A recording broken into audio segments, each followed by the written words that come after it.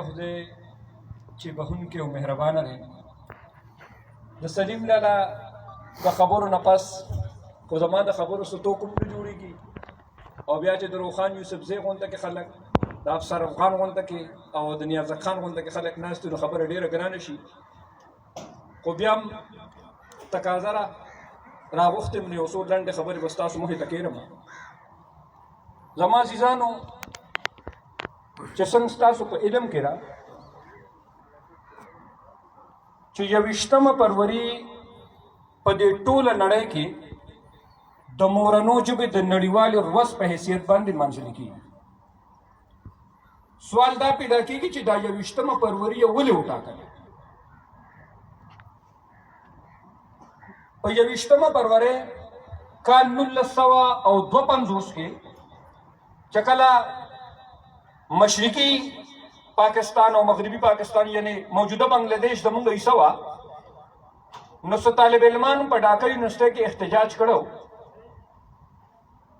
چې اردو سره سره دی زموږ ژبه بنګالي هم د ملک قامي ژبه وګرځول شي. هغه وخت کې چې څنګه اوس زورور دي، هغه وخت کې هم هغه زورورو د طاقت استعمال وکړو او په هغې کې څه طالب علمان شهیدان شو. نو چونکې دا د ژبې لپاره شهیدان شوي وو، لہذا نړیوالې جرګې کومې ته چې موږ اقوام متحده وایو هغې دا فیصله وکړه چې 21 فروری به په ټوله نړۍ کې موږ د مورنو ژبو ورځ نمانځو.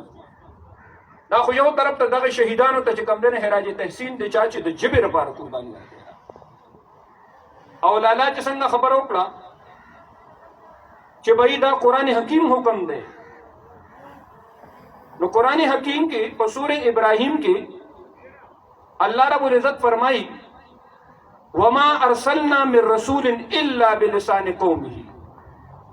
اللہ رب العزت فرمائی چې ما هر قوم ته پیغمبر په خپل مورنۍ ژبه کې لېږلی دی.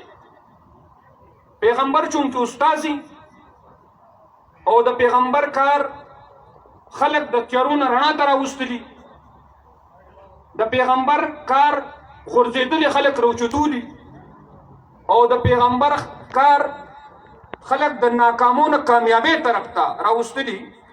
لہذا د هغې دپاره د مورنۍ ژبې استعمال دا الله رب العزت په خپل کتاب کې ویلي.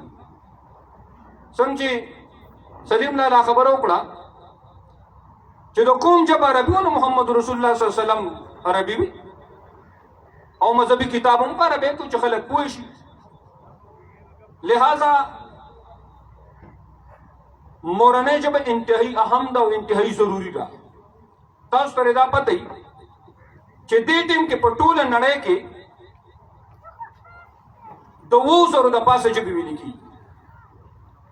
ما یو کتاب کې کتل چې دې ټیم کې په ټوله نړۍ کې 1,156 ژبې ویلې کېږي او دا زمونږ پاکستان چې کوم دی دا پاتې کتابونو کې لیکلي چې پاکستان کې 10 ژبې ویلې کېږي. په دې تحقیقونه شوي دي او دا ثابته شوې ده چې دا غلط فکر دی، دا غلط انسیري، دا غلط عادت شمار دي. زمونږ په دې وطن کې 2 ژبې ویلې کېږي. په دې 2 ژبو کې پښتو ژبه چې کومه ده دا صرف د یو لږو خلکو ژبه نه ده، دا د 10 کروڑو خلکو ژبه ده او دا بین الاقوامي ژبه ده. ځکه چې د یو ملک زمونږ د ګاونډي هیواد دا د هغې چې کوم دی نو سرکاري ژبه ده او دا په دنیا کې په 33 نمبر باندې ده. یعنې موږ پر ژبو عدد شمار راوالو نو دا په 33 نمبر باندې ده. نو دا یو ډېر یعنې او په دنیا کې چې کله موږ د ژبو خبرې کوو نو پښتو صرف د الفاظو نوم نه دی چې موږ به یې په هغې کې خبرې کوو، بلکې دا د یو نظام نوم دی. او چې کله پښتو یو نظام ته راشي، پت ته راشي، غیرت ته راشي، د کمزوري ملګرتیا ته راشي، د ظالم خلاف ودرېدو ته راشي، نو بیا د دې پښتو نه پښتونولي جوړی شي. بیا د دې پښتو نه پښتونولي جوړی شي. او د حمزه بابا یو شعر دی، حمزه بابا وایي چې حیوانات که په خبرو پوهېدلې حیوانات که په خبرو پوهېدلې ازمري به په پښتو ژبه ګویا و. نو پښتو د دې په 1937 کې چې کله دلته د ازادۍ نه مخکې د خدایي خدمتګار حکومت جوړ شوی و، نو هغې دا ژبه لازمي کړې وه. په سکولونو کې دا په ابتدایي تعلیم کې دا لازمي وه، او دا صرف د پاکستان آئین نه دی ویلي. زمونږ په آئین کې د آرټیکل نمبر 7 نه والې د 28 پورې 22 بنیادي حقوق منشن دي. په هغې کې یو حق دام دی چې ابتدایي تعلیم به په مورنۍ ژبو کې، خو دا صرف او صرف د پاکستان آئین نه دی ویلي.